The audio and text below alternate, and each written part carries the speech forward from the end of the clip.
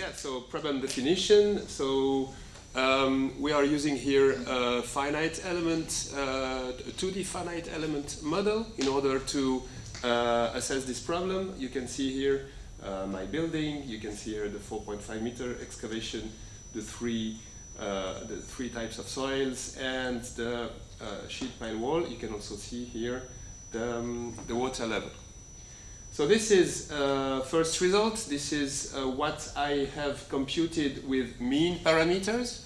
So with these mean parameters, I get a settlement of my silo of about 21 millimeters, but I have absolutely no idea about what is the probability that this this settlement exceeds the 25 millimeters, which have been prescribed.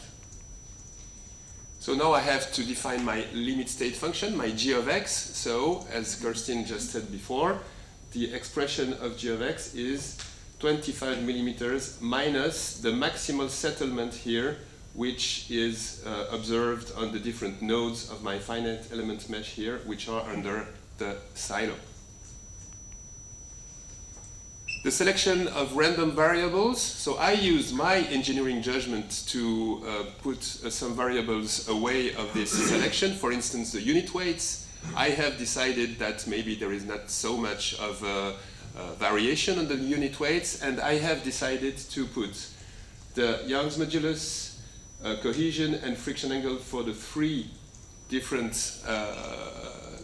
geotechnical units.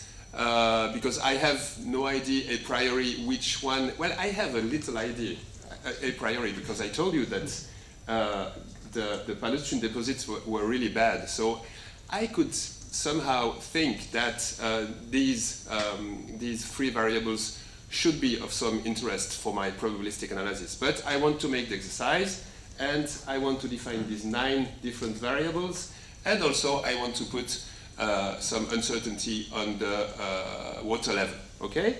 The constitutive model that I use is the hardening soil with small string extension model, which means that when I talk about Young's modulus, it's not exactly Young modulus, you know that. There are different stiffness expressions, like for the loading modulus, the unloading reloading modulus, and the E modulus, which is related to small strains.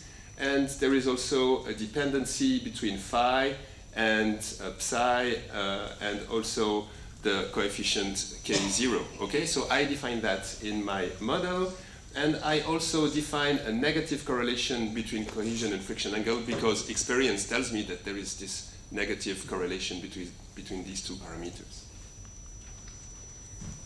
The reliability target that for serviceability limit state, as said before by Kirsten, there is no real requirement like for ULS, but I have defined together with the contractor or together with the guys who are in charge of the silo that an acceptable target probability of trespassing this threshold of 25 millimeters is 5%.